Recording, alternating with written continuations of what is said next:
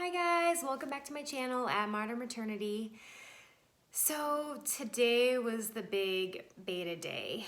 So my doctor actually tests 6 days after embryo transfer, which is pretty early, I feel like, with a lot of clinics. The clinic we went to before this, they tested at 12 days after embryo transfer. So we had went to this doctor before, and then we decided we wanted to try someone else out and get that a go. And so that doctor did test at 12 days after, but I love this doctor because he tests at 6 days after, so you're not really doing the 2-week wait per se. And most people, when they ovulate normally, they actually could test right now because it's 2 days before somebody would typically get their period. So it's 12 days past ovulation. And typically people will ovulate around day 14, and then you could test on day 28.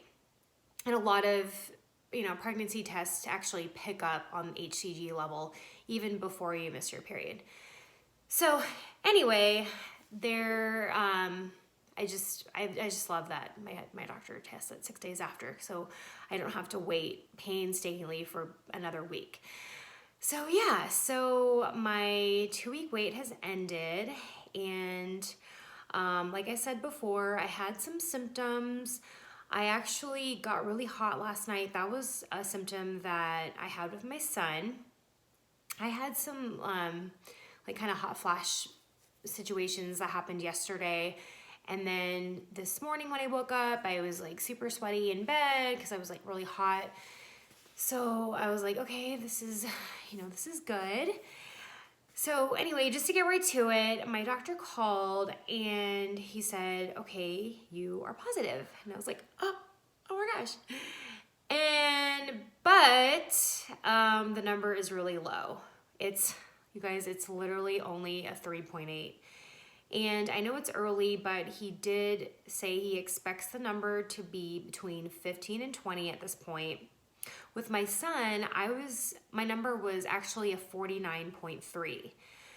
So yeah, you can imagine that I was just like, I'm thankful that it's technically positive. Although some, if you go online, which you shouldn't, although some say like, oh, if the beta is under 5, you're not pregnant. So at this point, it's just comes down to when my tests that I'm going to have coming up, if they'll rise. So basically I'm going to go back in 4 days, and he wants to see the number at least to 16. And it seems so low. I'm like, please, can you just please make it up? I don't know, you guys. I'm trying to stay positive, and if any of you out there have success stories with low betas and it ends up being a viable pregnancy, please let me know and give me some hope. The lowest beta I've had before this was in June. Well, actually the first beta was in July technically, but the transfer is in June. Was in July 2018. And that beta was around a 14. It was like a 14.6 or something. And it ended up rising. I went back in for like 4 betas, and that's probably what I'll have to do with this one. But that one ended up being an ectopic pregnancy. So I'm like hoping and praying it's not an ectopic. Of course, I don't want a miscarriage. When I had my miscarriage, the numbers were actually rising normally. So that one took me by surprise. Just any of the above scenarios, I just don't want to have to go through that again. I'm happy it finally implanted, because the last 3 transfers, it was just a straight up negative pregnancy test. And so I actually rushed out to Walgreens, as you do, and I got some pregnancy tests, and I tested, and it's definitely a squinter. You can't see it on the, okay, hold on. I don't think you can even see it on the camera. But there is a very, very faint line there when you see it in person. Which I was really surprised that I actually even picked up that, considering it's like literally like a 4. But maybe it, between my blood test and when I tested, it was a little over 3 hours. So maybe it grew some more and just started producing more HCG. I don't know. But now I'm going to be testing every day, doing a home pregnancy test for the next 4 days until my beta, of course. So I'll keep you guys posted. I'm hoping and praying for the best. Please send me good vibes, prayers. I can just use it all. I had so much hope for this, especially with the symptoms I've had the last couple days. I'm hoping it ends well, but at this point I'm also being realistic, and I'm just like, I just don't think it's probably gonna happen because my beta is so low, and I don't know. I've been through this. I don't know. I just personally don't think it's probably gonna work out.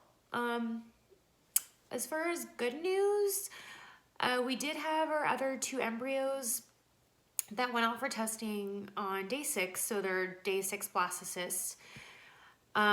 We should get the results back on the day that I do my second beta, so I should hopefully know by then if those are normal and okay to be transferred in a frozen embryo transfer.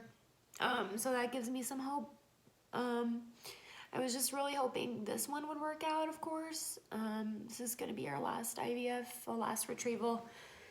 So I just wanted to have better prospects on this test. And so, yeah, that's that. That's just how it is with the IVF infertility journey. It just is like a roller coaster, and you just can't control any of it. You do all you can to help. You know, I did the whole eating pineapple core and eating pomegranate juice and doing acupuncture and all the things, you know. I feel like the intralipids probably helped, you know, because at least it did implant this time. I'm hoping the Lovenox is helping too and stuff. So I'll keep you guys posted. Like I said, I have my next beta in 4 days. And he's hoping to see the number at like between like 16 and 20. And I'm just like, okay, but I just want it to be higher than that, because I know at this point it's got to be higher. At that point I'll be 10 days past a 6-day transfer.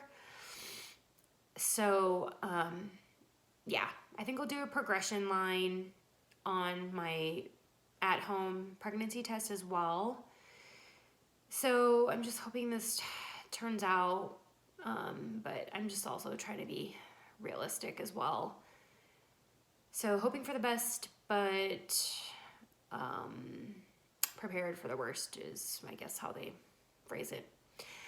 So thanks, you guys. I'm hoping I'm, you know, helping some people out there on this journey as well. You know, don't give up hope. I was able to conceive and give birth to a healthy baby boy 5 years ago, so I'm extremely grateful for that. But infertility doesn't stop at having a child. It doesn't. And you know, we want to have a second baby. But I don't know. We'll see. So keep following my journey and see where this takes us. Thanks so much, and I'll see you guys in the next video.